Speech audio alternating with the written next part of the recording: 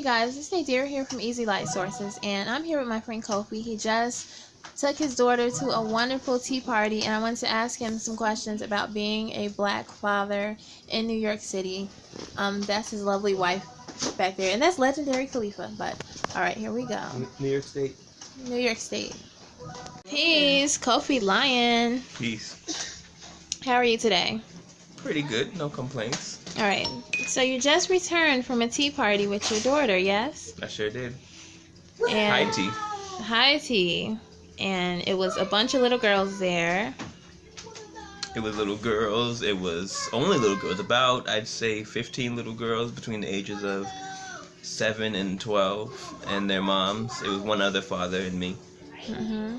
Okay, so, tea parties is generally a girly thing, but not all girls are into tea parties and stuff. Like, is this something you had to force to do?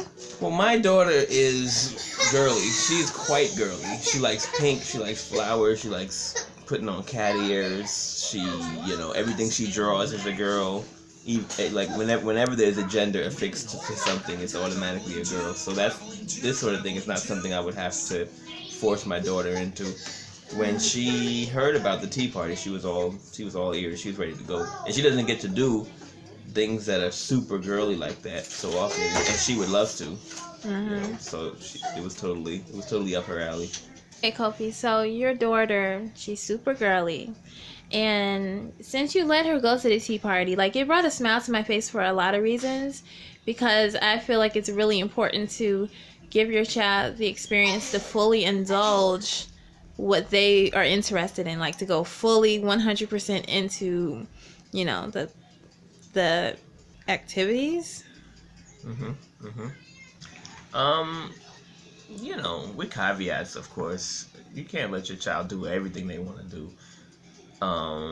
And if the child is watching TV and in school and always away from you, then the child might want to do things that aren't so good. So no, I wouldn't say that it's always good to allow your child to go heavy into whatever it is they like. But if you do feel like it's okay, then yeah, go for it. I feel happy to allow Keone to explore her femininity, because that's what she wants to do, and I got no issues with that. And you mentioned something about her eating more cupcakes than she normally would. Yeah, we don't eat meat. We don't eat, the children don't eat any kind of meat. And we also shy away from sugars.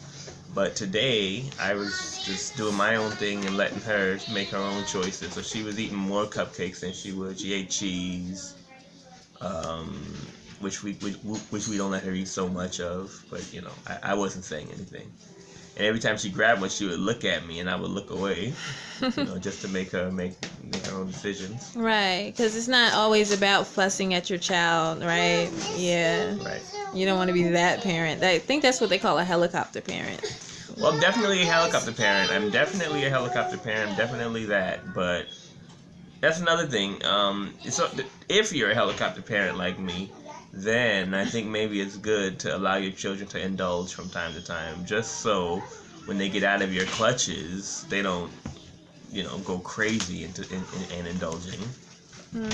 They've had tastes of the indulgent life, and so it means nothing to them when they're free and on their own. Yeah, sounds like balanced parenting that you got going on, Kofi. We try. Yeah. Okay. And one more question. I noticed you have a scar on your face. Reminds me of Scarface. How did that come about?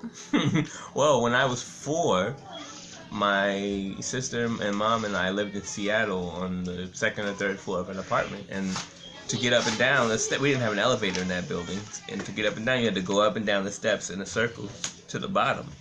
So my sister often slid down the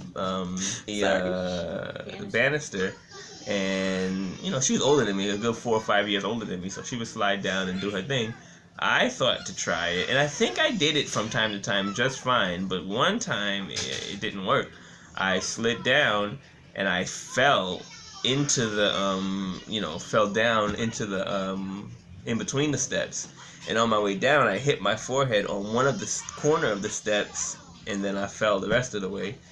and apparently there was like blood everywhere. I kind of remember laying on the floor, and I kind of remember getting stitches. I don't remember how many I got, but there was wild blood. Everybody was scared, but it ended up being okay. I always forget about this scar, and it don't, you know, it hasn't made folks think I'm ugly, so it's cool. No, there's other things that make them feel that way. I'm sorry. But okay. Well, thanks for sharing your story, Kofi. And I think that's an important message too, is that sometimes, your kids will have some episodes that seem like, oh my goodness gracious, this might damage them forever.